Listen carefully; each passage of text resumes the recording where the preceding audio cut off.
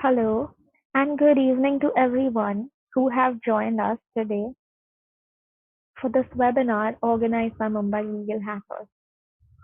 Welcome, welcome everyone. Mumbai Legal Hackers is one of the global chapters of Legal Hackers.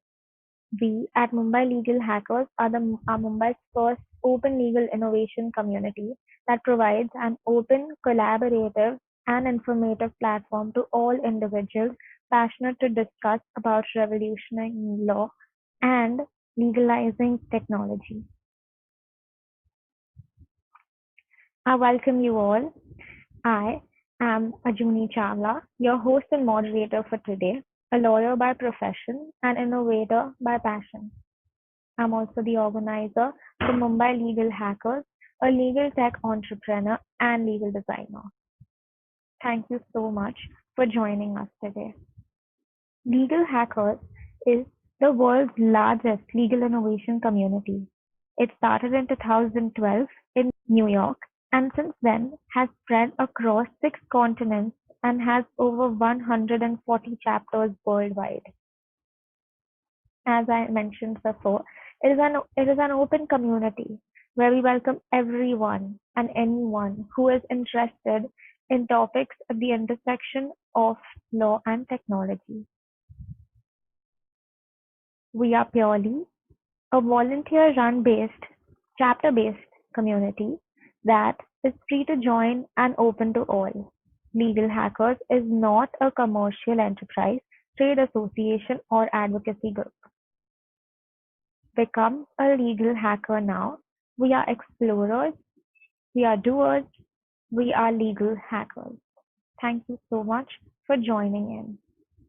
Before we start, I would I would request everyone to give 5 seconds to people we have lost in this pandemic and the people who are still suffering out there.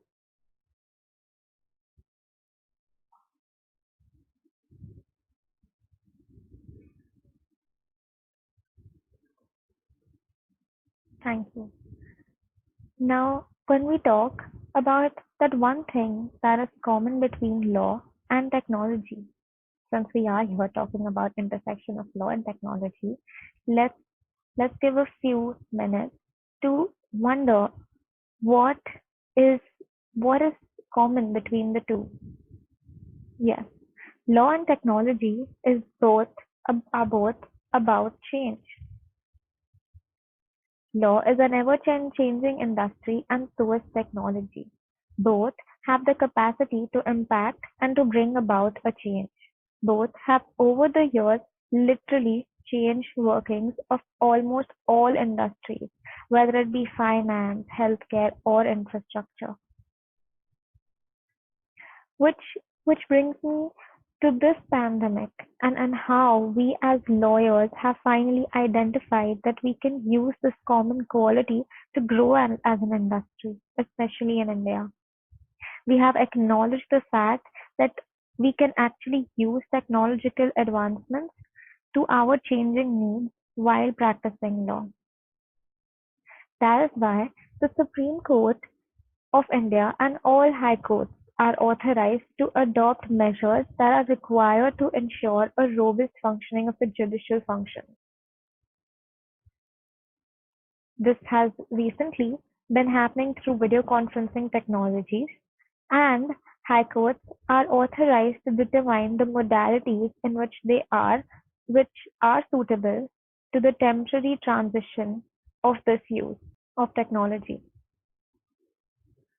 With around 23 million cases pending from trial courts to the Supreme Court, judicial processes in India, being a multi-step process, has been eminently slow.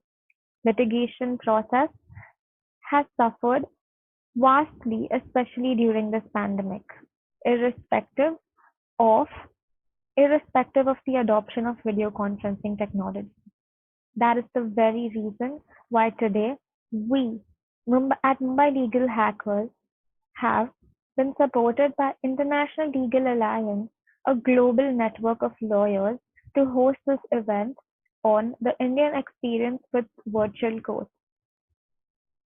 I would like to thank our esteemed panelists who have taken out their time to come and share their perspective. A special thanks to Advocate Jamshed Mistry, who is also the founder of International Legal Alliance, to make this happen. Thank you, sir. As I mentioned earlier, we have practicing lawyers from our country who are members of ILA and would be answering a few questions with regard to their experience and suggestions for the way forward. I would like to introduce Advocate Jamshed Mistry, who is the counsel who is a counsel of Supreme Court of India and Bombay High Court. He is also an associate member of the Canadian Bar Council, British Columbia wing, and who has been very, very dedicatedly working since the past few years to bring transcription in India. It has been an honor today, sir, to have you here. Further, we have Ms. Asha Gopalan Nair. She is an advocate on record with the Supreme Court of India and has been practicing as a counsel for over 20 years now. Thank you, ma'am. We have Mr. Rajdeep Lahiri from Calcutta. He is a third generation lawyer, attorney, and rugby player. He is into a wide domain practice of law before various courts in India. Also chairs Vakil Mitra, a legal aid organization for the poor litigants. Thank you, sir. We have Ms. Shruti Kapadia, a multi-dimensional, talented solicitor and advocate on record with the Supreme Court of India. She is an arbitrator and mediator, a cyber law expert, and policy analyst. It is a humble pleasure to have you on board, ma'am. Moving on, we have Mr. Manik Beatty from the South. He is a young lawyer and a partner at Thiru and Thiru Chambers. He is also the Honorary Assistant Registrar at the Bangalore International Mediation, Arbitration and Conciliation Centre. He is an active participant in the State and District Legal Service Authority and plays a key role in facilitating access to justice and upholding the rule of law in Karnataka.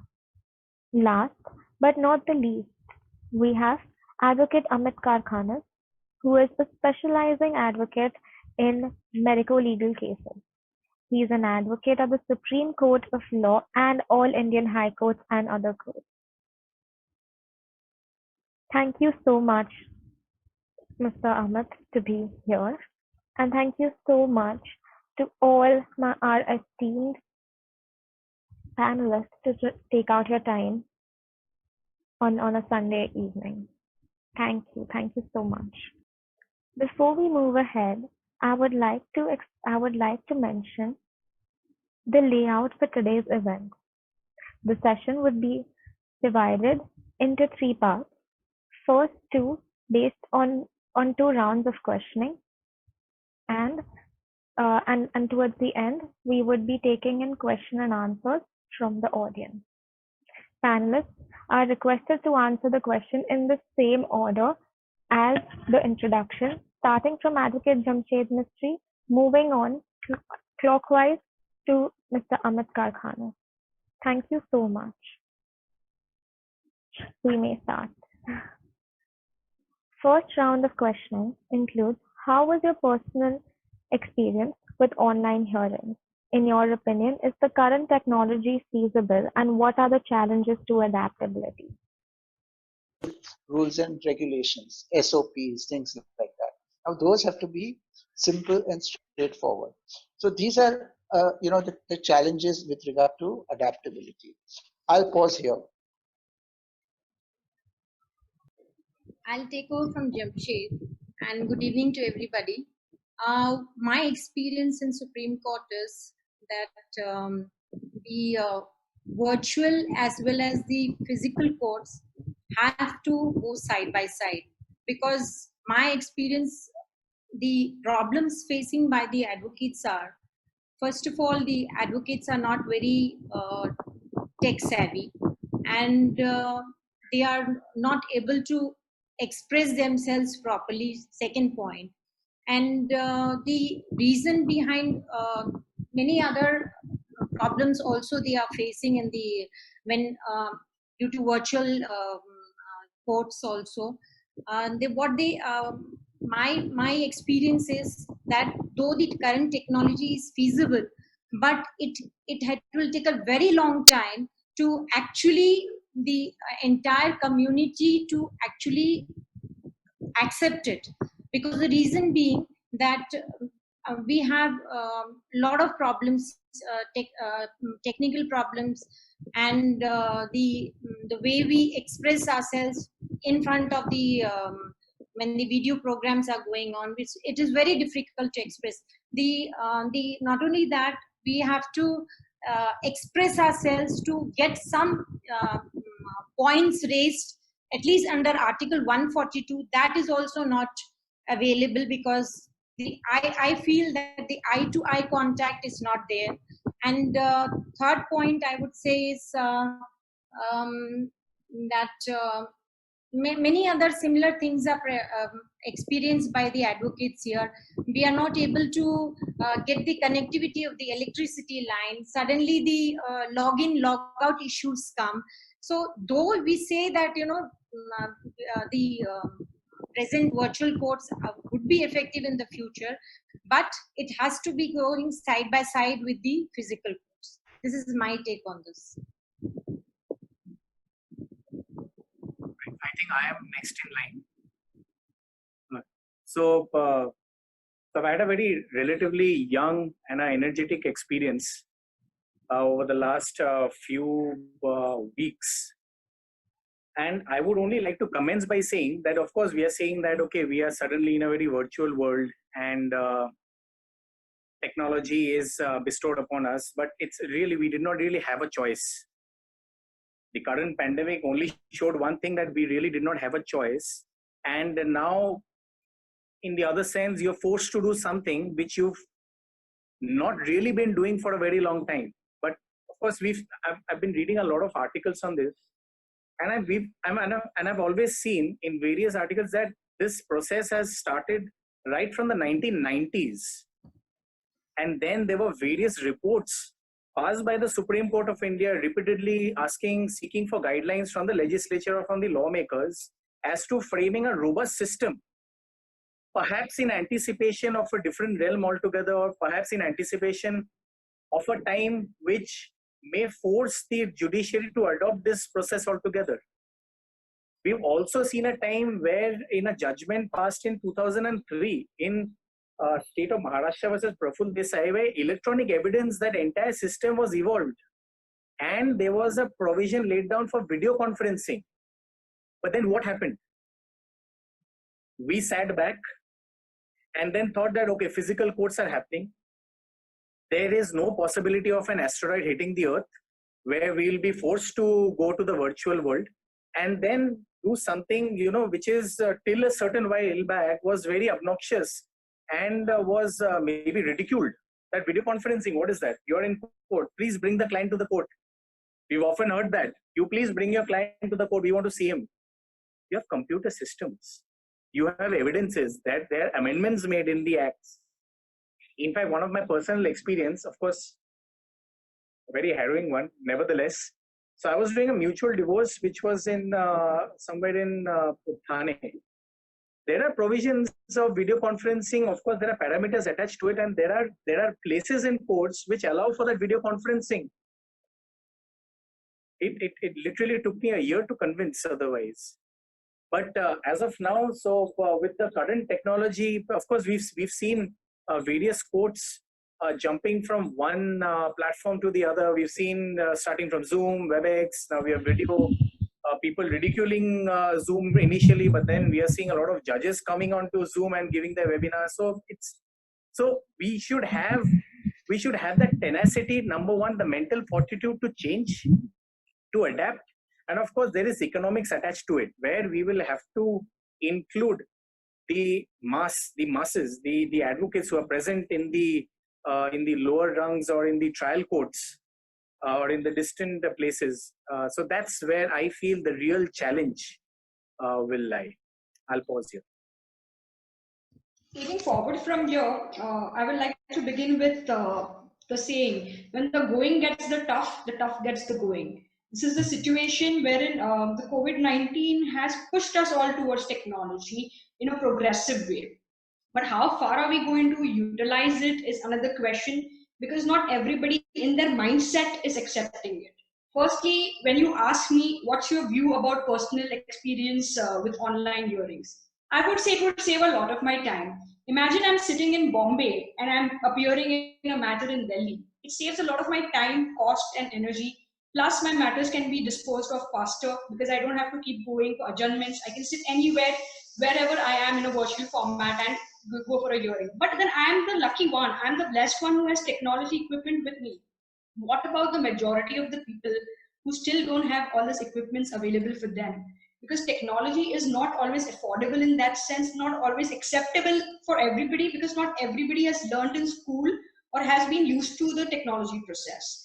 So as I say, digital revolution is a must.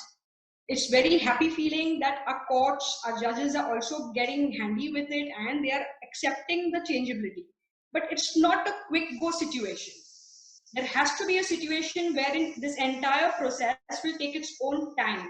Like in 1990s, we already had computers. So we had to do away with typewriter system of typing, etc. and all. We had the staff who had to get into training, who would assist the judiciary as well as the bar in the sense of how we can do a better time saving and cost effective method of going forward with our work progress. It did work, but it had its own pauses, it had its own movements for it. So when you ask me about current technological feasibility, I will be honest to say it's still not completely feasible. Let's accept the fact that it's not completely feasible for all, because we can't talk about minorities. We have to see the larger picture of entire bar, entire judiciary as a whole. The infrastructure is firstly not in place. If we have infrastructure completely in place like we have it in the Western judiciaries and different countries, then we could say yes, it's feasible. Why not? Because we haven't yet moved forward that way. And secondly, about the adaptability, yes, trainings are a must. Maybe in law colleges, we should have technology as a subject so students themselves learn it while they're coming out to be lawyers.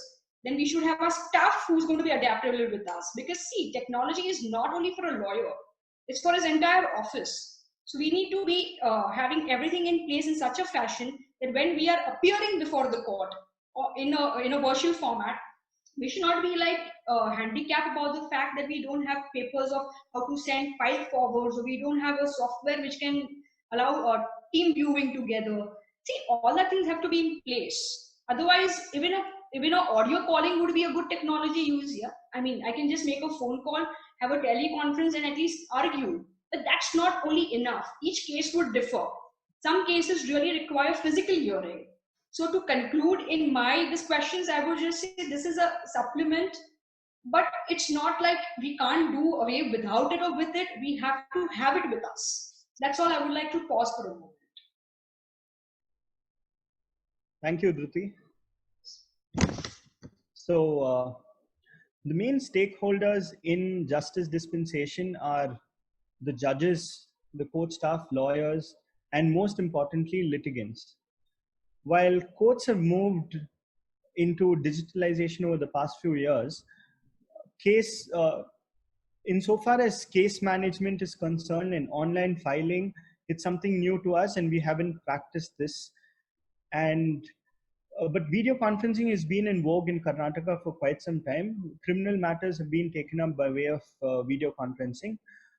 And from the perception of lawyers and litigants, there are lots of challenges. Firstly, economic capability, technological capacity, and the change in mindset. These are the three main challenges. And with these challenges and the question that is asked now is, should the judiciary move into a total digitalized environment? So let me talk about my personal experience during this COVID time. It was disappointing. So I had a matter filed in the lower court, and it was e-filing, so I had to send. It was a 400-page suit, which had to send it by way of emails. The email could not withstand the size of the attachment, so I had to send it in 6 different emails to the registrar of the civil court. So he had then forwarded the mails to the judges, and they were supposed to take printouts of all these documents and have the copy ready with him when my matter was supposed to come up. My matter is called. The judge says he has only my suit and he does not have the documents. He's asked me for the annexures and the page number, and he said he'll take a printout of that and then pass orders. I did not get any relief, and it was very bad. The clients also were so disappointed with this system.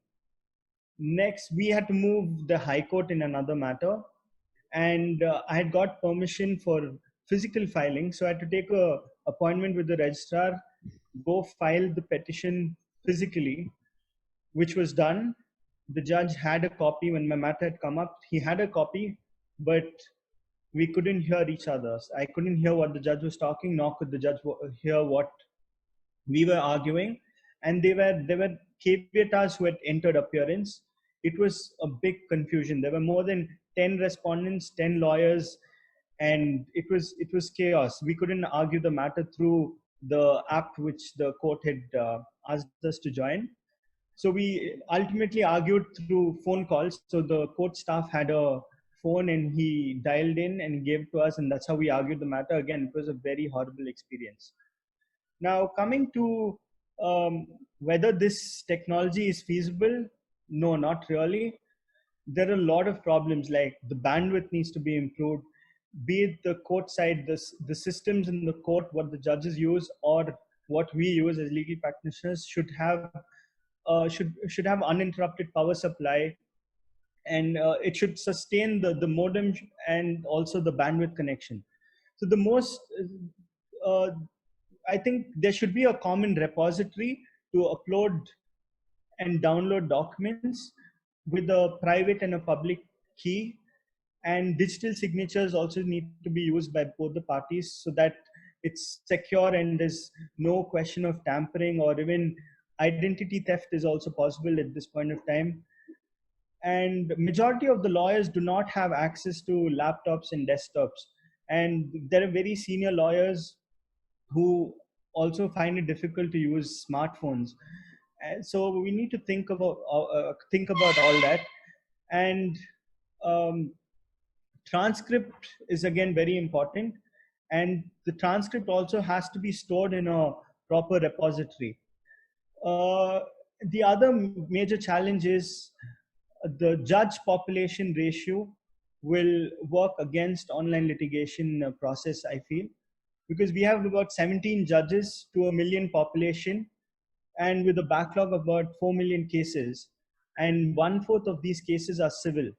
So at an average, a judge disposes of about 200 cases a day, and the number of cases taken up per day will drastically reduce, increasing the backlog.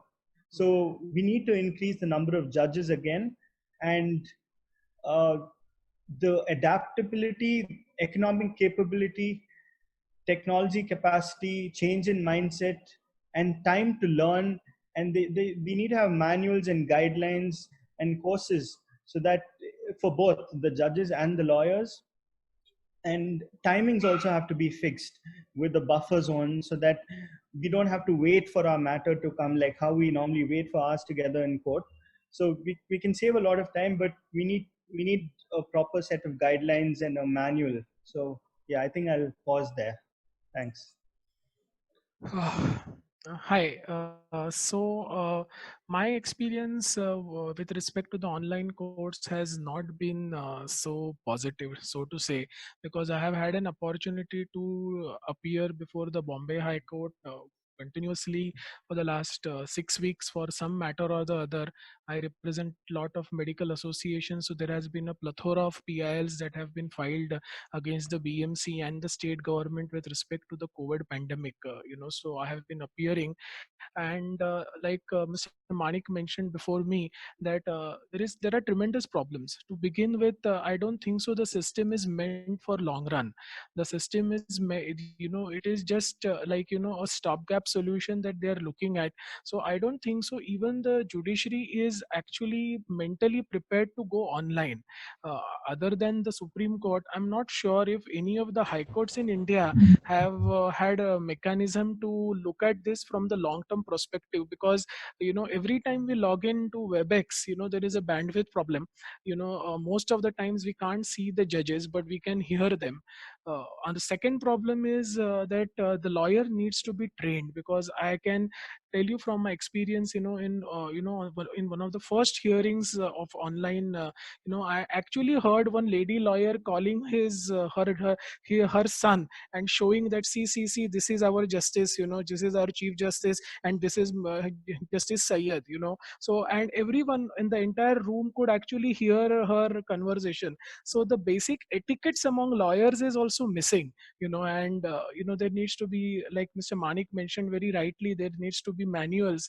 I think so there needs to be some sort of a training given to the lawyers as well, because we don't even know when to keep the mics on, or when you keep the mics off.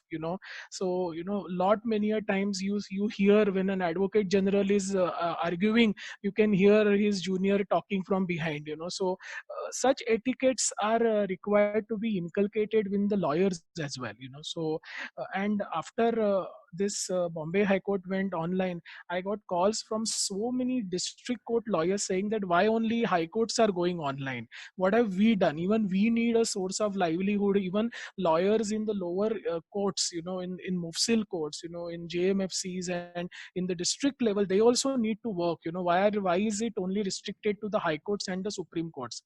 So the government or the judiciary, I don't think so they are equipped to even take this system down to the lower courts. And there is like earlier speaker mentioned, there is tremendous gap between the logistics, right from the bandwidth to the connections to the electricity, laptops. We would actually need dedicated stations where actually lawyers can go and take a turn and argue a case before a judge if you have to do it virtually. And I completely agree with my earlier speaker.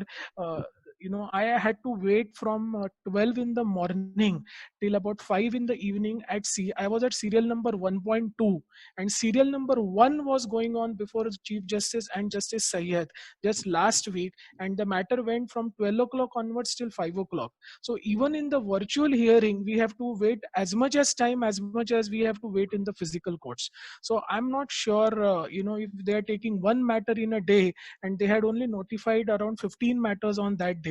None of the other matters could be taken up. I was at 1.2, my matter didn't come at all, so it was adjourned. So this is actually, there has to be some training given even to the judges as to how this system needs to be used. Maybe Justice Chandrachud is very well equipped to understand and operate this online thing. Maybe Justice GS Patel is also quite savvy here in Bombay, but most of the other judges are not. So these are a lot of practical difficulties, and I feel that bar associations and judiciary should actually come together and work out some sort of a solution. Because like someone mentioned earlier, WebEx was introduced later on. Prior to WebEx, there was some app which was not at all compatible. None of the lawyers could log in. Then they removed that app, then another app came, that also was not working, so that whole week went waste. Then finally they invested in WebEx, and now once the WebEx have been introduced, now we have at least access to the courtrooms. But like I said, there are a lot of other logistical issues, and that is where I want to stop. Thanks.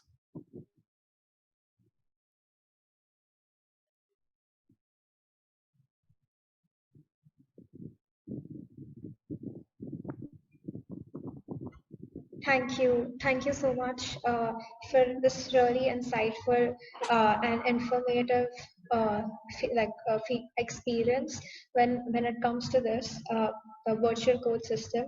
And with all of this, I realize and I recognize that the adoption of virtual courts has a certain significance as well as certain challenges that comes with it. Especially when it comes to trial courts and district courts, especially in the underdeveloped areas and the rural areas of this country. And so even though this opportunity, I would like to say, is cost effective, convenient, faster, and definitely more productive way to maximize the rate at which courts can dispose of cases. Considering what Manik sir said, that like that the judge to population ratio and about the economic capability of the judiciary and the time constraints that sir highlighted as well. I feel it's the dispose the in order to dispose of a case, it would be much more effective. However, there are a lot of reports that are signaling the pessimism around the future of legal work, and that could possibly be because of the lack of education and training. And I'm sure a lot of our audience, a lot of lawyers from our audience as well would have relevant issues and challenges in mind, and they might want to resist the preservation of old processes for their own sake, and so which brings me to my next question. That how do you think that the judiciary can and lawyers can be involved together, like how Amit sir just rightly pointed out, saying that both of them, like the bar council and the judiciary, need to join hands. So how do you think can they join hands, and what do you think is the way forward, and which technologies and procedures need to be incorporated in your opinion? And I and with this I leave it open to our panelists to highlight some points. However, I also encourage all lawyers, experts in our audience to also comment in the chat box, so that we have a wider scope of discussion. And please free to ask questions as well. Thank you. Jamshed, sir, please. Yes, sure.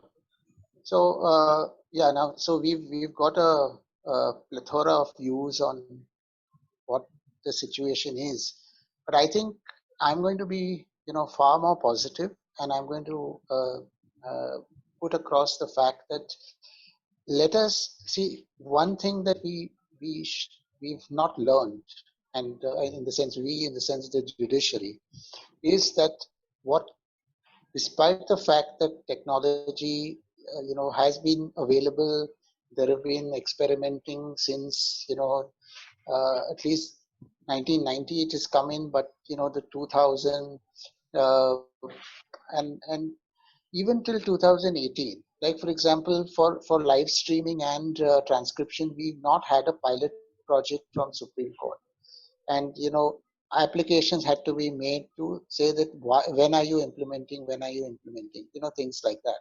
So I think that has been an issue. Yes, as I think Rajdeep has rightly said, there was complete aversion to video conferencing by courts. There's been a 360-degree change in attitude now. But I think what we will have to do, perhaps one way, is to say that now forget about pandemic. Let us actually get into the system. Let us see how it is going forward. Now, the fact that you have somebody like Dr. Chandrachud in charge of the E-committee who has, and they are working, and this is what I've been told, very, very in cahoots with several not only platforms, but all the way starting from the district court. I think yes, you have to have the the fact that you're going to get e-filing right from the district court to the Supreme Court, that's going to, the major problem that always used to happen is record and proceedings used to take years. Sometimes, papers used to disappear and things like that. Here on a grid, you will get the information within 3 minutes from district court, high court to Supreme Court. I think so. So that's a step. I think the next step should be, the introduction of something like transcription, because that is audio. It's not necessarily, it's not video based. So you will bring that into play. That is very easily available. So let people get used to it. I think the problem is that, like moving from the landline to the mobile phone, you had the pager in between, didn't you? So, things like that. So I think that's very much where we are going. There is absolutely no difficulty in, we have heard Justice Madan Lokur, who was in charge of the committee for years, saying that every single technology that is there or is required is available. Right? The question is now to have systematic implementation, and I think that's important. What we have not spoken about just now is because there are arbitrators and others on our panel, is ODR and ADR.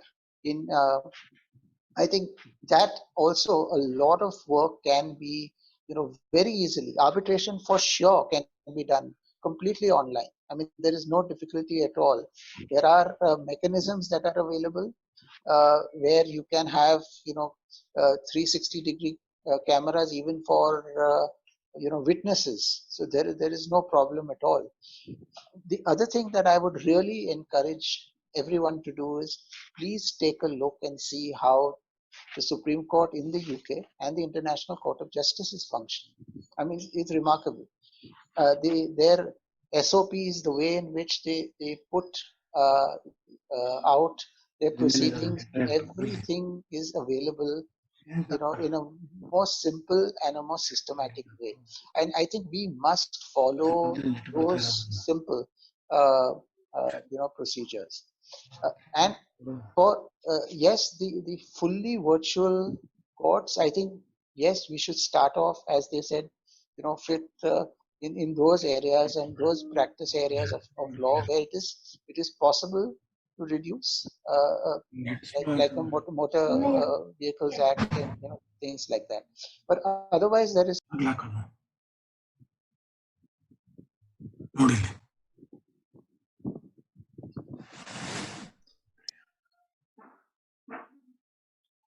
Jamshed, your mic is mute. Yeah, no, I'm stopping here because everyone has to have their say. Yeah, with regard to this question, how do you think judiciary and lawyers can be involved in the process to make it more efficient? I think most of the questions, most of the answers have been already given by the other panelists. But just to cut short and just to minimize it, I would just say that first we'll have to categorize what type of cases can be taken up through virtual courts. Example, traffic challan cases. In Delhi, we have been able to do it very well because the recovery rate of the penalty that has been put on the violators, around 89 crores have been collected by the judiciary. The second point is training of advocates. This is where we are lacking. Here also, most of the panelists have covered this, but the training of advocates, it is not all. Can't hear me, Amit? No, I'm sorry. I was adjusting my camera. Sorry. Hello? You can hear me? Yes, ma'am. Yeah, the training of advocates. The younger generation might be able to do a little better than what the older generation, because they are not able to adapt with the technology as fast as the younger generation. So that is another problem. And third is the fresh cases wherein the final decisions have to be given. That should not be taken by the virtual courts. The reason being is, what it is my experience that when I'm addressing the court the judges are looking into their paper books, the alignment is not what I have to express, and what the it is sort of an imposition on me that okay, this is what we have decided, this is what my experience is. And especially when I'm engaging a senior, he's on another link, so it becomes more difficult to even instruct him. Just last week I had a matter, and I had a senior, and the senior's audio went off.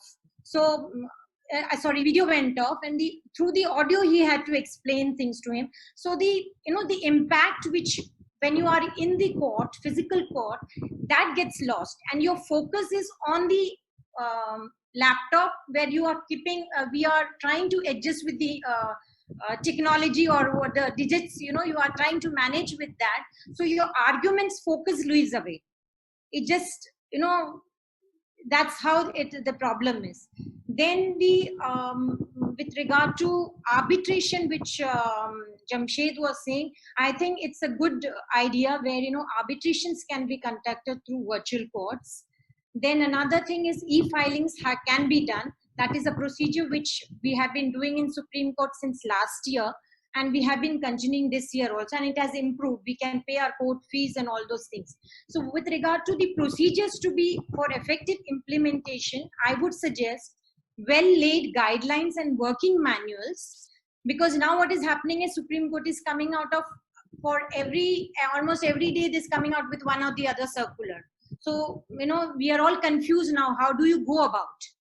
So that is one problem that we have. And so we have to have a standard operating procedures. Otherwise, if you do not have a standard of SOP, it would be very difficult to manage in the virtual courts. The third one I would say is most important, the organized training program for all advocates, clerks, and judges, the court masters. Everybody has to do this. Otherwise, this will take a very, very long time. We do not have the infrastructure to, have a virtual court and, really go. This has to be going side by side. Just like a law minister has said that, this will be supplementary and complementary. You have to go side by side. Same thing Justice Chandrachud also has said, we cannot do without physical courts. It has to go along with the virtual courts. Virtual courts along with physical courts. I pause here.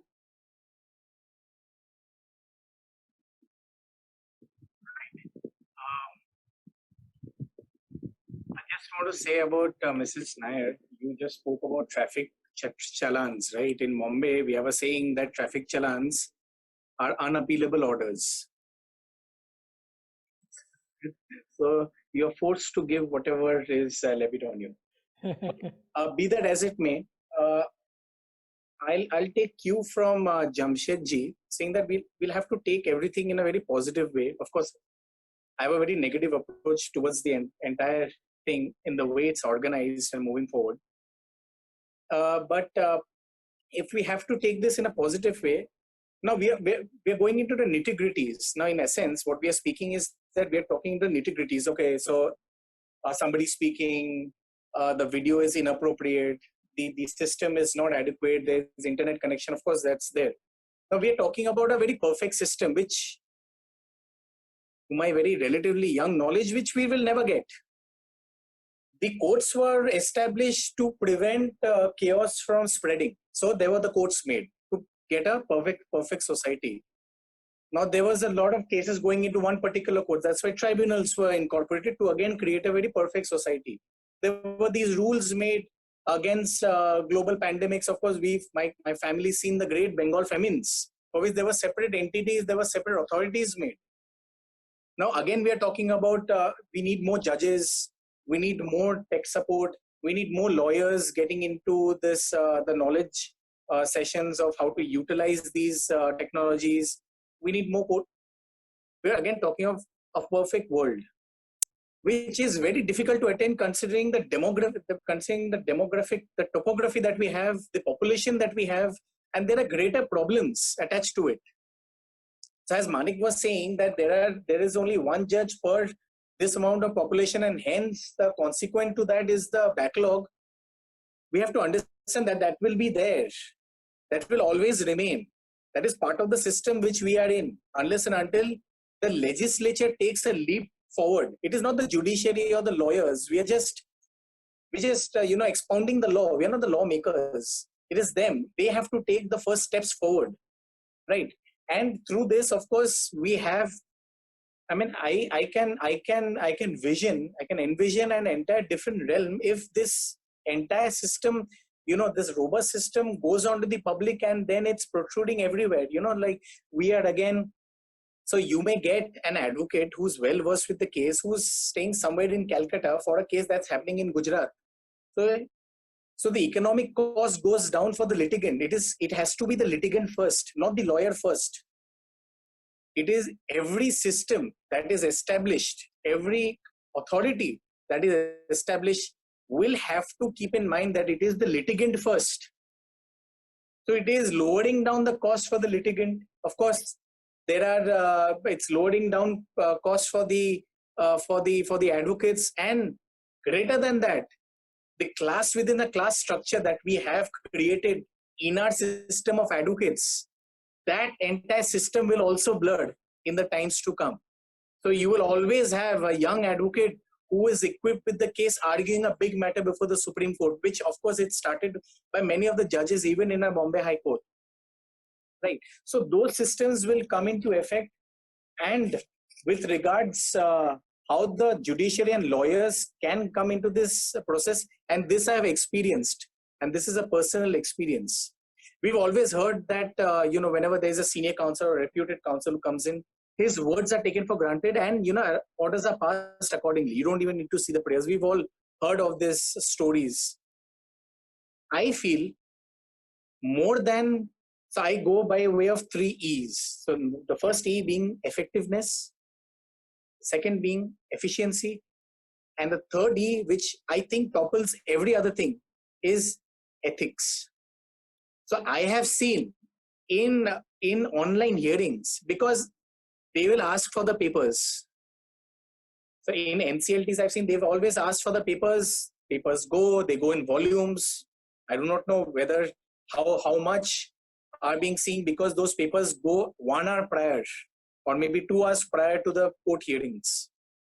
How much it is seen. So it all again depends on the counsel or the advocate arguing on behalf of the representative. You do not want to undermine a system where you're given that kind of an opportunity, where the judge will pass an order on the basis of what you argue. So ethics, I think, will have a bigger role, more than the rules and regulations and the electronic filings, etc. So ethics, I think, will have a bigger role to play in every lawyer's life. What do you think is the way forward?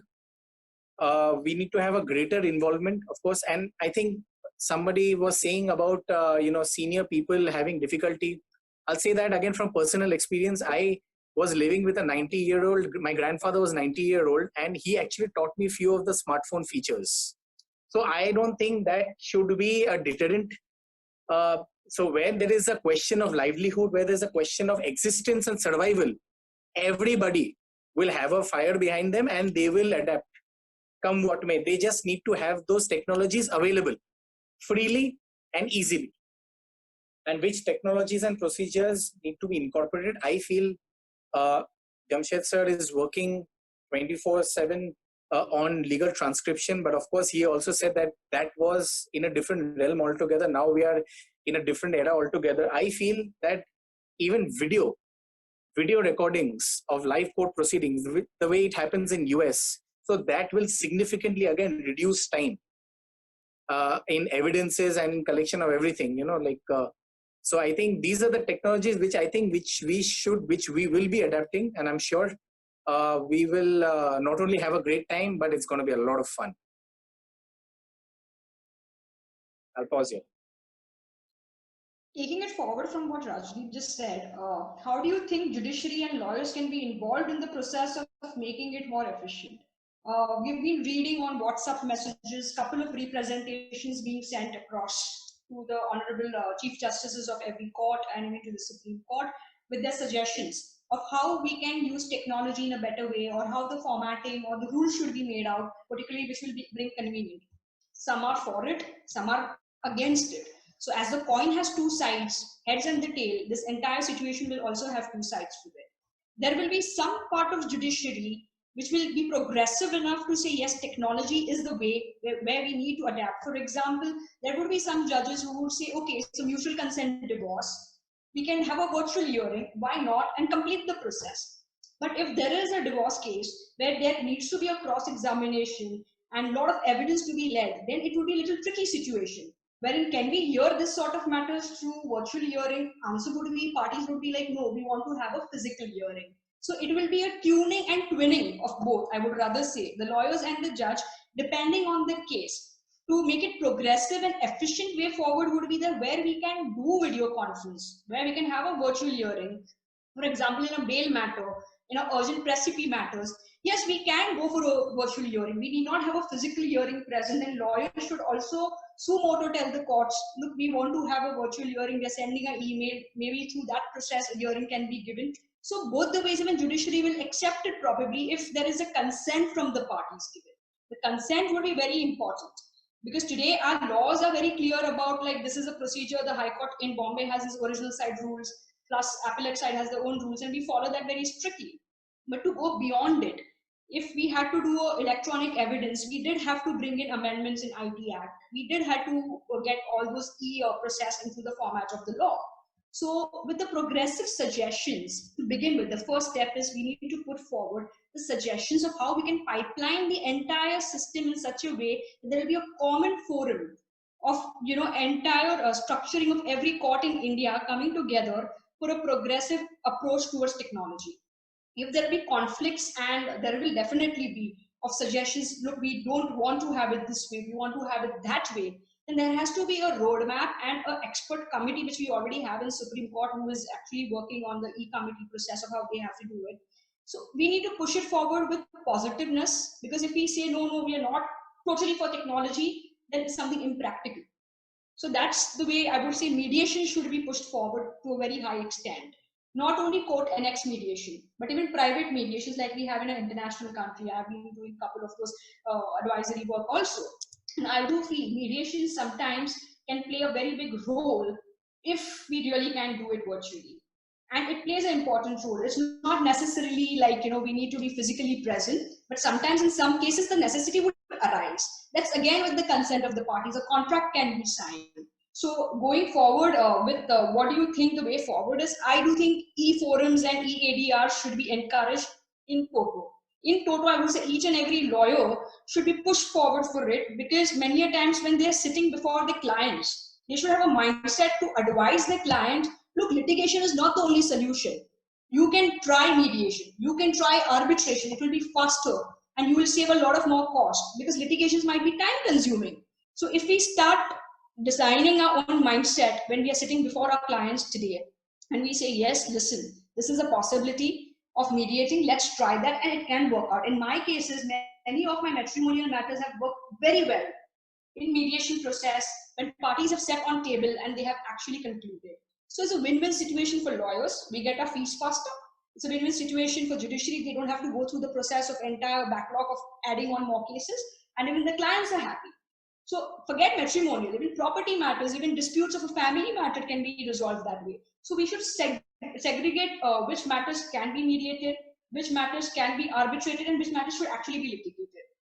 So when we have these divisions made forward, technology can be utilized to that extent. Virtual hearing is possible in this matter. Why not other side and myself sit together on table and take a deal of it? Yes, we go for a virtual hearing. Then I don't see the courts would refuse. So it has to come forward from the lawyers. Because when I do my cyber law practice, I do see many a times people say, oh, all the problems have come online only. So we do write emails to the authorities. We do get responses. And many a times the crime resolution is done online. We don't even have to go to the tribunals for that.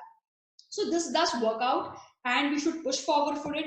Youngsters can play a very important role. I would emphasize, I'm not saying seniors cannot, but today they should take training of negotiations also. Mediations also. People have only been focusing mainly on arbitration. So apart from that, if we start having compulsory trainings and certified trainings, where they can be certified mediators, which we already have internationally, if we bring it forward today in India, I think it will really work out well, and a lot of our backlog will reduce. Now, which technologies and procedures need to be incorporated my opinion, I've already said we should have better software, common platform all across the country where we have every data in a Google search or maybe in a software search. We just saw a very interesting e-filing webinar by Justice Chandrachud of how entire process really can be made easy and how the filing of records and all the data can be posted online. But I tell you something, when you're physically sitting and manually doing the typing of it, the work is increased. But it's worth the pain because once it's all formatted in your system, is there with a click and a go. You don't need to do it every time then. So we have to learn, we have to see how we save our time. And with that, I would say it's a very progressive method, but not a conclusive method of moving forward. There has to be unity together, a profound framework together to come forward with a positive zone. Yes, technology is now something we can't do away with. We have to do with it, but in a step-by-step format. That's all I would like to pause with. Yeah, Dhruti, you're absolutely right, and thank you. So, Karnataka has about 150,000 lawyers, and out of which 80,000 lawyers practice in the rural and district courts. And there are more than 20,000 lawyers who are freshers and pass out every year. Due to the present lockdown, I verified with the State Bar Council and the district bar councils. I found that there are more than 2,000 advocates who have applied for financial aid to these bar councils, at the State Bar Council as such. So when there are so many lawyers applying for aid, how do you think they will be able to get a laptop that easily or desktop, and it's going to be difficult for them? So I think there are more challenges for the legal practitioners, and professional bodies such as the bar councils and the district and state associations should set up a kiosk at every taluk and district level with the facility to support scanning and uploading documents, and also with facility to enable video conferencing, which and they can have a nominal fee that they can charge these advocates. Training is again very important. So in Karnataka, we formed a small group, a pro bono training group to help lawyers as well as the judiciary in training them in technology. And there are about, I think one more important thing is the government should come forward to fund the bar associations and to help the bar association, various state bar associations to bring in this facility and to bring in technology to help lawyers. And what do you think the way forward is? I think COVID-19 is a rampage and it has about a dozen strains. And it's quite possible that there are going to be several avatars of COVID-19 and various other viruses which may not have a vaccine at all. And humanity has to learn to live with this and build immunity and resistance. Many lawyers have a hand-to-mouth living, and government should, I think, pay stipend for lawyers. And I think legal community also depends on various senior lawyers, and there is no insurance cover for lawyers above the age of 70. So government and the insurance regulatory development authority should bring in insurance, especially for those lawyers over 70 years. And the main thing, I think we need to have a seamless and a user-friendly technology. I think, yeah, with this, I don't think we should have a problem in the future. So I think I'll pause here. Thank you. Yeah. So I have one more point to make actually before I comment on the second question of yours. I think so. We haven't touched upon one aspect, and that is the litigant. Okay, so I'm not sure for how long can we afford to keep the litigant out of their own cases, because this virtual system has literally ensured that only lawyers interact with the courts, not that in the physical form that the litigant actually talks to the judge. But we have a system where during the hearings the clients are present, and and they would like to see what happens in the court. So I'm not sure whether keeping the litigants out for too long would be something which is fair, because if they are paying a lawyer a fees, they have all the right actually to see what their lawyer is doing, whether he is doing a good job or a bad job. A litigant has a right to decide that. So if he needs to see what his lawyer is doing or how he is arguing a case, then I think so there needs to be some provision made in the system to actually even allow the litigant to participate, maybe in small numbers. But that is a point which I think so we haven't touched upon. Number one. The second, as to the second question, obviously I feel that the bar councils can play a very important role. I had mentioned it even earlier, because bar councils have that kind of setups. They are very strong, they are powerful, the members are very active, and I think so they can collaborate with the judiciary, and they can actually come out with the systems which can help both the lawyers and the judiciary, because I'm not sure whether judiciary alone can handle this entire process, because they have their own limitations, and they still have to depend on government for some like for example NIC. For all the technical support they have to depend on NIC, and for all the other support they have to depend on the PWD or central PWD. So they don't have their own independent operating systems as such. So maybe the bar councils, state bar councils, as well as the bar council of India can actually take a lead, rather than just giving suggestions on the papers. I think so there has to be some sort of a concrete interaction with the judiciary on this. Thanks. I pause here.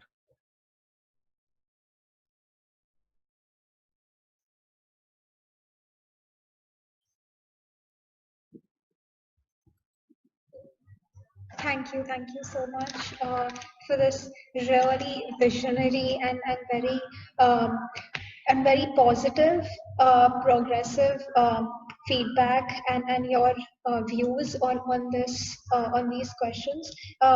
With what you all have said, it basically I would like to sum it up in a few sentences, and I would also like to thank you all to focus on the benefits that come with virtual courts rather than actually specifying or specifying on preserving the traditional processes and procedures just for the sake of comfortability and and obviously we might need to retain some of the old systems in order to create a new one, but and certainly we should have incorporated and certainly we should incorporate new processes which because it would create new job opportunities, like I think Dhruti mentioned, because there are going to be more sorts of roles that would be required, and and, and just and also what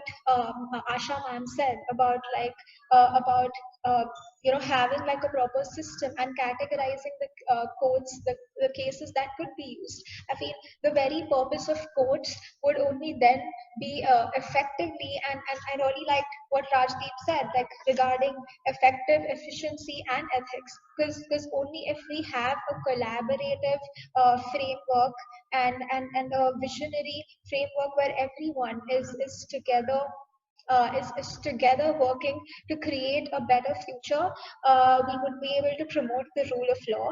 We would be able to bring certainty to the affairs of citizens, and like just like how Amit sir pointed out, litigants, so and also promoting social upliftment and delivery of justice at the end of the day, because that is our main agenda, and obviously in today's digital world, in the society, our aim should be to deliver justice based on long established outcomes, because at the end of the day there are a lot of points that uh, that still needs to be discussed when we talk about when we talk about adaptability and absorption of technology in all segments of the country, and that is why uh, litigation processes which does not only include filing but also includes examination of the witnesses and cross examinations and decisions like how I think Asha ma'am pointed out very correctly, like decisions need to be done in a very like towards the conclusive, towards the like it has to be done by lawyers, by the judges personally, not through a virtual system. Probably the arguments could be virtually done. And and I cannot stress upon the value that your point of view has got to this discussion really. And with this, I would really like to invite everyone to uh, ask questions regarding this regarding the virtual court system in India.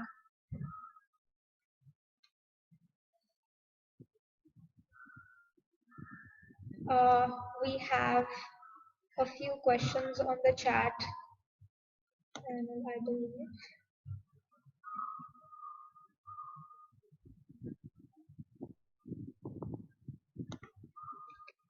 Uh, yes.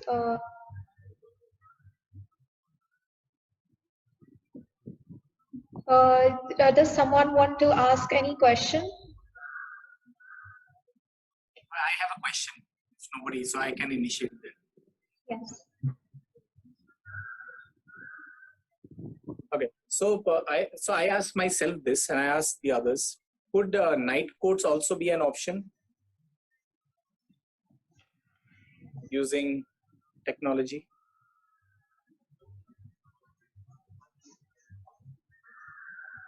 I think we can all answer this question. Yeah, Rajdeep, it's a very good idea. I think so. Sometimes back, if you remember in Mumbai, there was a plan to have magistrates court working till 8 o'clock in the evening. If you remember, they had started the magistrate courts to to reduce the pendency of 138 cases across Mumbai. They had proposed in 3 shifts. First shift from from 8 o'clock in the morning till 11 o'clock, then 11 to 5, and then from 5 to 8. Okay, so most of and the best thing, the opposition came from the lawyers themselves, and if they couldn't work till 8 o'clock, and the reason cited was that we stay at Kalyan, Dombivli, we have to take trains. So that could be a very valid argument that you will go far, and train travel in Mumbai takes a lot of time. But I don't know. You spoke about ethics, and I completely agree with you that this part is also based on ethics. That are we as a lawyer supposed to help in dispensing the blockage that the judiciary is facing, because a single judge alone cannot sit and dispose of cases. He needs lawyers to cooperate with him, right? So I'm not sure if 8 o'clock was too late for them. I'm not sure how the bar councils and the local associations will respond to this. So I've appeared in the court at night 2 o'clock also before Justice Kathawala. And Yeah, I was about to say that. Yeah. One other area where it can very happily be used is in ODR. For example, if you are doing a matter where, say, again, as you know, in arbitration there is no time limit. I mean, you can have arbitration at midnight, 2 a.m., 3 a.m., depending upon which time zone you are. So if it is virtual, then I think again there is no problem at all. I mean, we've all had dealing with clients in other time zones, especially the US and Canada, where we've had to stay awake at those hours and be fresh and answer. So there is no problem at all. And in Karnataka, there are a few judges who sit till about 7 o'clock. I don't think, we can increase the working hours of court maybe after this whole pandemic and increase the working hours. And most of the judges here sit till about 6, 7 and finish up all the cases. They take more than 200 plus cases every day. So, yeah. And so we at BIMAC, we also do online ADR, and we are also launching a new ODR, online ODR platform where everything, arbitration and mediation, can be done online. So looking forward for that, I think coming August. So let's see. Also, just one thing to add, Manik. We've heard that Manik once argued a case by just calling up, right? Yes, you're right. So that I mean, we personally cannot fathom if we have to call up Justice G.S. Patel or Justice Gathawala. So we have to argue a matter. Please, is my connection fine? So I had a friend in Jaipur who also had a similar experience. You know, the JC did a WhatsApp video call and he kept the phone before the judge and the lawyers argued on WhatsApp video call. So that's the technology for you to the next level actually. The entire meaning of WhatsApp has changed then. So on a more formal front, I have witnessed at 2 a.m. in Canada where somebody was offered telebail sitting in the cop's car. He put on the screen, it went straight to the judge's house, and he offered him bail at 2 a.m. virtually in a policeman's car. So I mean, they've taken it to another level. In Bombay, it will be an issue of contempt. Yeah, I know. Calling the judge but at 2 yeah, o'clock. I mean, we have to try. We have to try. Let us see. These are all things. This is again, something that I'm saying that so many of these options are available. We have to, and those, especially the authorities and the think tanks, they must, utilize, I would say, the best from these various, I would say, take the best from the West and incorporate it into the systems of the East. So that would be a nice way forward. Require a paradigm shift, Jamshed, because I agree with you that we should take the best out from the West. But with the given the limited resources, like I mentioned, it looks like it's a half-hearted attempt, by whoever Supreme Court system, it just clogs, it requires a full-fledged conscious effort. We all know that the judiciary is in ICU, okay, and probably it's in steroids now, okay, because of the blockage, the pendencies, any which ways justice seems to be very elusive for a common man. Okay, now I don't know, in such situation you require tremendous impetus, a focused approach, and a support from the government and the bar, so that there has to be incorporation of the best practices from the West. I'm not sure without the support of everyone how this will come together. Certainly, I totally agree with what you just said, dear, because there is a deeper purpose to the judiciary, and because of which we need to create a sustainable module using technology that we are in this era, and just like how Manik said, the pendency of cases in India is just so vast that probably night courts would be a uh, very feasible and intelligent option to adopt.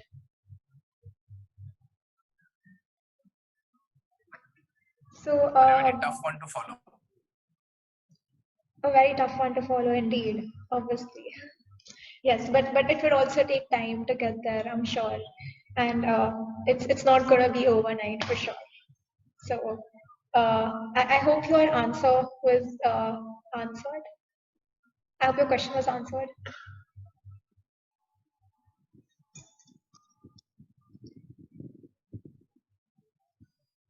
Only thing which is stuck in my mind is that Manik argued a case on phone. So that is very, I have to experience that.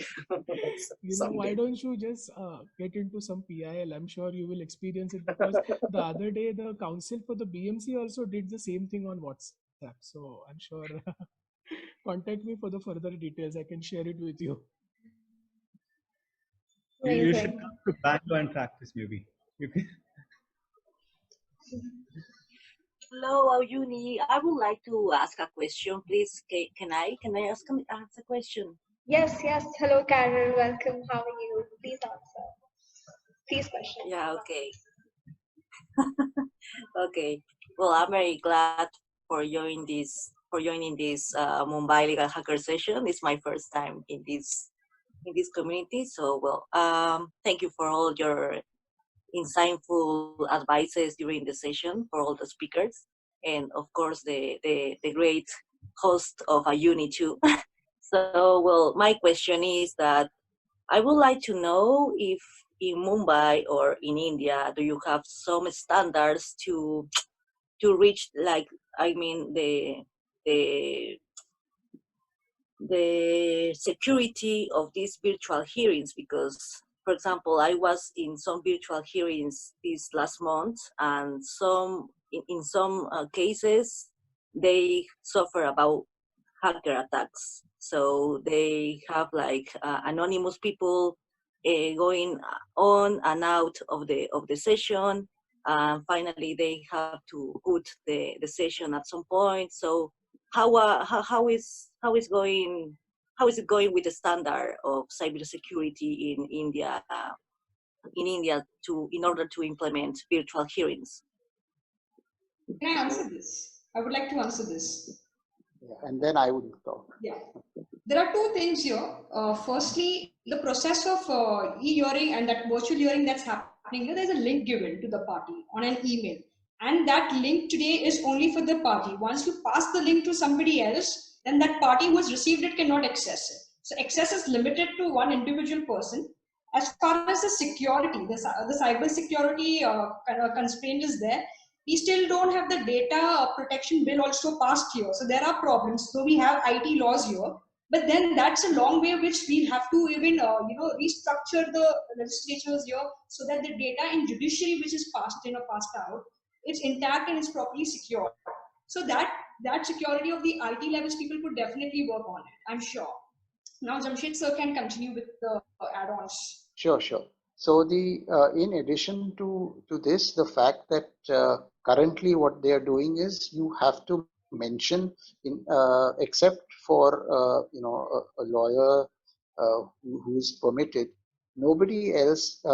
And even if you are a lawyer, you have to mention which item number on the board you are concerned with.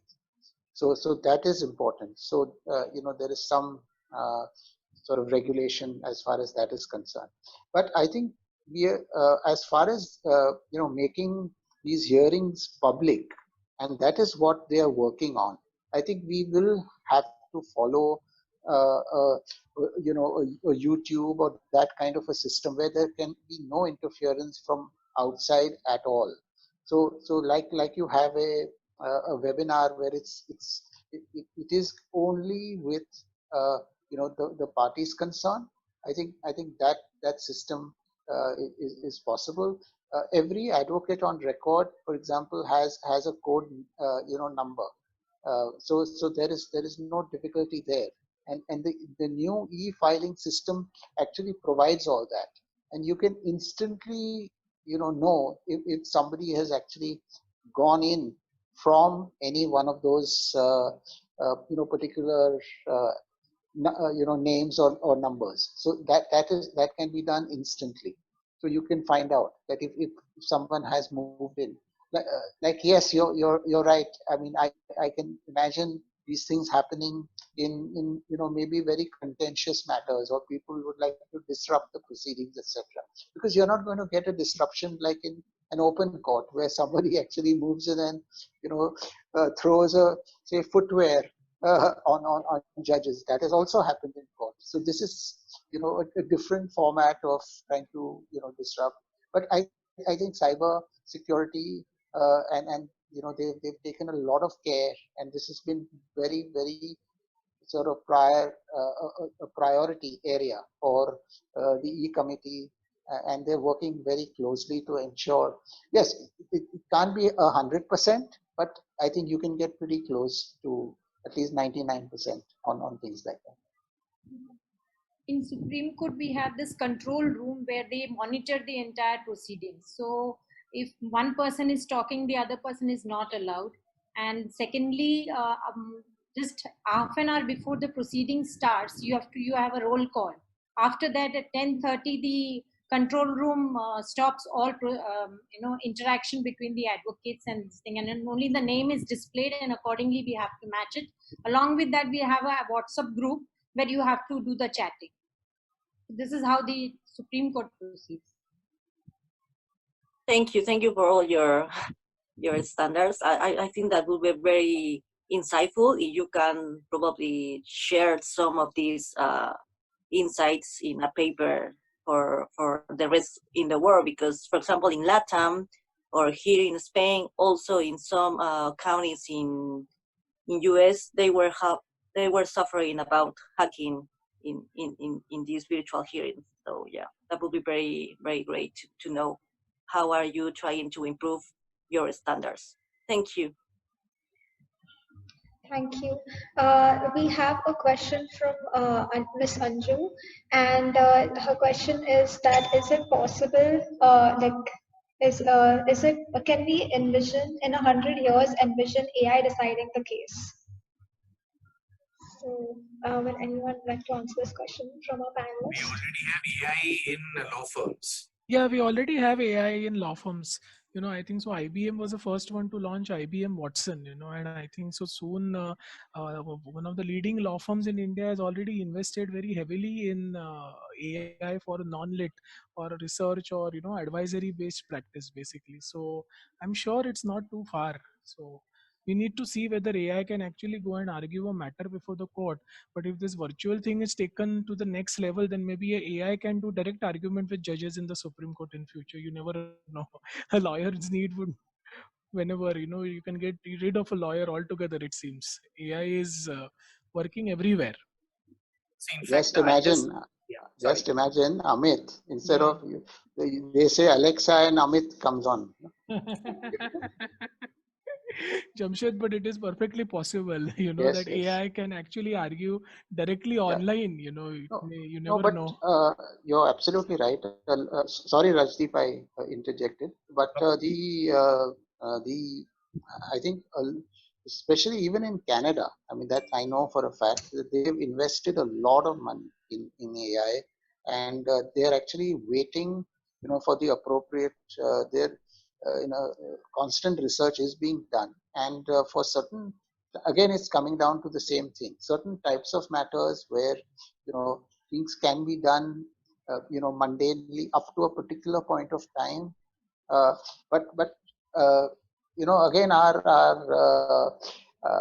sort of our system is such that, to get some artificial intelligence to think on its feet, that may be difficult. I will just add on to this is that I think AI in many senses already exists. Okay, so even while typing Google, based on your past preferences, so in the middle of the sentence, they'll try to complete what you want or what you seek. So even in various legal databases like SCC, etc. So in the middle of the sentence, based on your past preferences, so they'll arrive at certain predetermined words or phrase, or they'll frame the entire sentence for you based on what you've done. Even I've read a report somewhere, I can't remember when, is that considering the fact that the law is not settled and it will never settle, because with precedents setting in and various actions on various types of crimes or ethical violations happening everywhere. So considering the fact that let's take an act which by far is settled, and then there could be certain parameters set. So if in a case they are fitting into those parameters, just like let's like a very simple case of restoration of a company. In a section 252 under Companies Act, which is filed before the NCLT, so there are only certain parameters. They'll see whether the company is doing business. Yes. Along with that, you're presenting the balance sheet. Now, considering that all those balance sheets are not forged documents, so again, ethics come in a very big way. So if you just fit into those parameters, I think AI will be one of the best choices. So even in cases of the accident cases, or let's say insurance cases, or let's say company restoration matters. So these sort of small matters, I think, because I think in all sense, these matters are judicial mind is practically not needed. So they are only seeing the parameters which are fulfilled, and yes, it is allowed. So that is the way where it is, functioning. I just want to add one thing here. I have been reading and hearing about it even online. I'm sure many of you all have, that AI is going to be integrated in part of our technology. When they're going to set up the technology with judiciary, it can't go without it. because if AI is not inclusive in it, then we're going to be laid back anyways behind. So there's no point that we go without it forward. Certainly.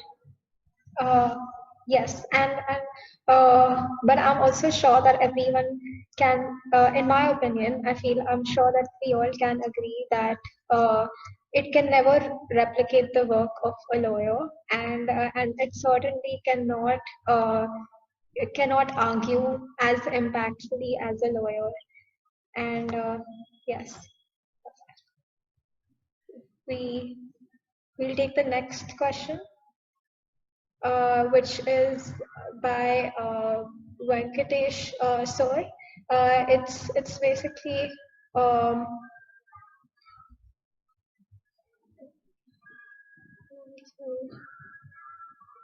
about the same. What about in property matters where the documents will be more than 1,000 pages?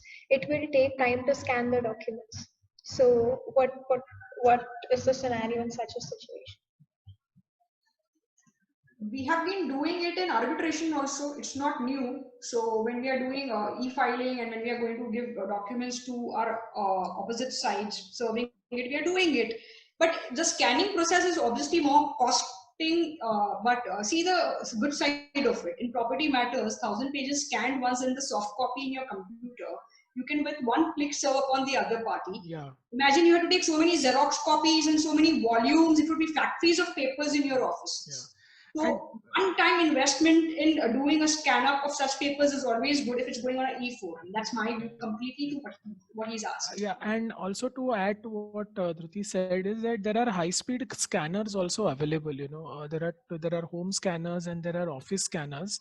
So there are scanners which can scan around 25 to 30 pages at a time. Also, there's a high-speed scanners which actually are used. And there is always a solution in technology as far as IT is concerned. So I'm sure if you want to do it, you will. There are multiple companies offering high-speed scanners in the market. I have a free way. You get free softwares on your phone. Yeah. So no here, but Rajdeep, the question is the time that it would take to scan a huge volume of documents. So that's why the gentleman who asked the question was worried ki how do I scan 1,000 pages or 100 or 500 pages document with a phone, because obviously cam scanner and all are there. But what I'm trying to tell you is that obviously there are a lot of high-speed scanners which can actually scan 1,000-page voluminous compilation within, say, about half an hour or 45 minutes also. So it's not so difficult.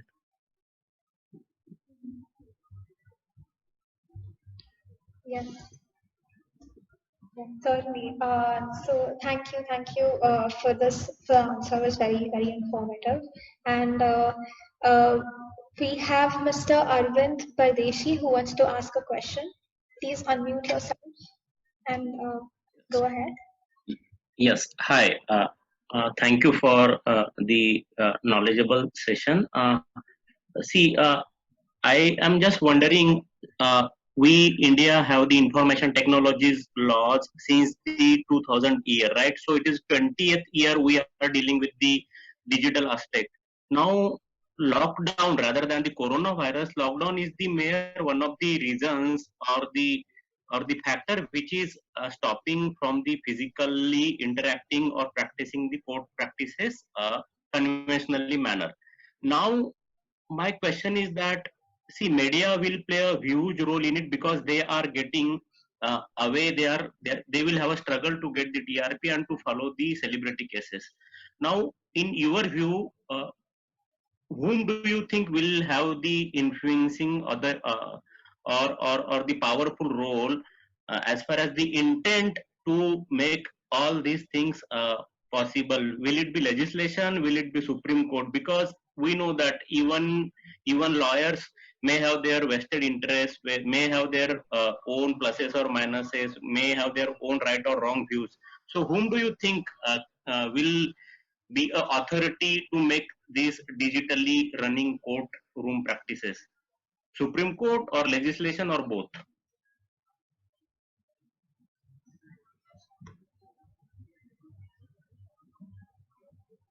Very nice question, sir. Rohit, Yes, sir. yeah, can I answer? Yes. Yeah.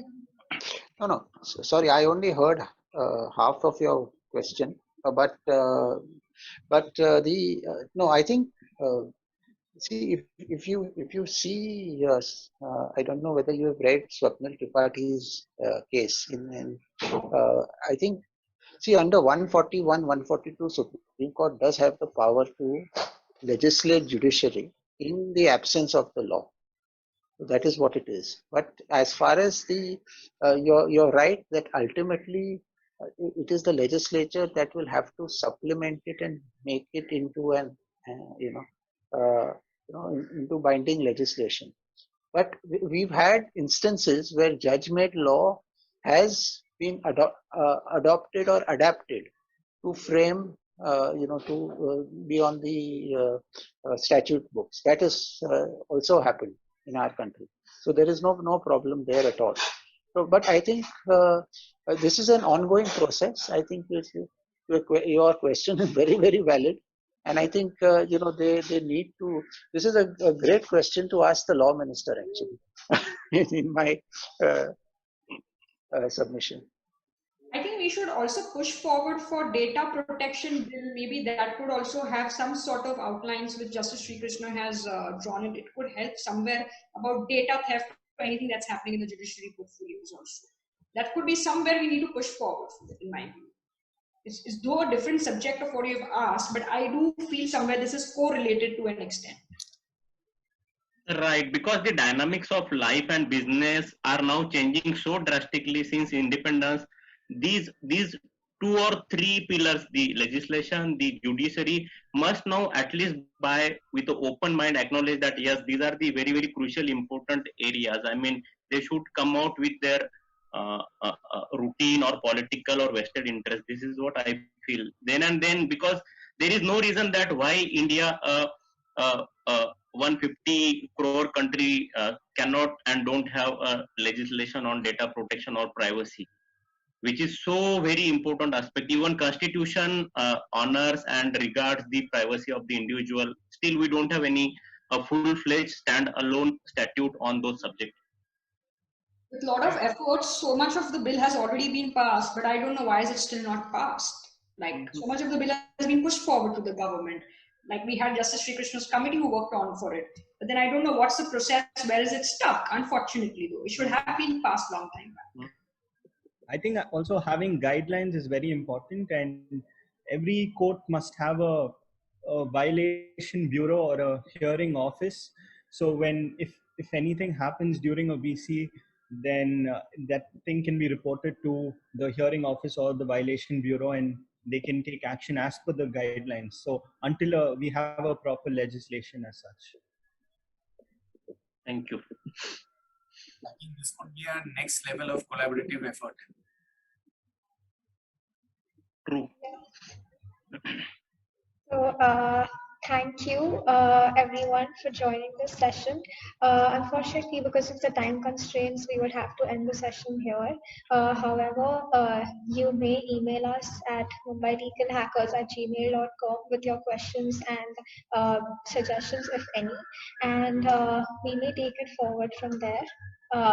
And thank you so much, Jamshed sir, ILA, and each and every member of the panelists, and as well as audience who have taken out the time to join us and have this really informative, visionary, and a value additional conversation here.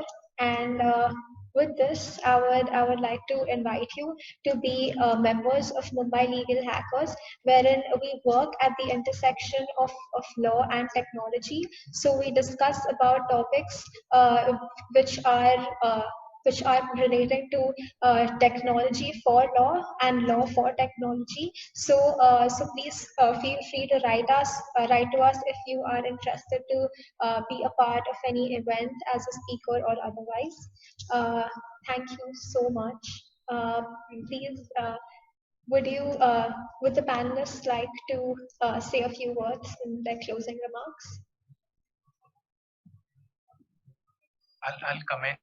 I'll just say the Skynet is active finally. If everybody knows what I'm talking about. Skynet is a very iconic dialogue made in the Terminator movie series. Okay. Thank you to all, and thank you, Ajuni. Thanks, everybody. Thank you, everyone. Thank you, Ajuni. Thank you very much, Ajuni, for inviting me. Thank you, Jamshed, and thank you all the panelists for enlightening. Thank you. Thank you, one and all. It was a wonderful session. I too got to know a lot of things from all my panelists in the audience. Same Interesting, tricky questions were asked, and we had a brain-turning replies to it. So, thank you very much, Ajani. A good show by you, and Jamshed sir, fantastic, good going. Cheers. Thank you, everyone. Yes. Thank you. Bye. Yes. Just.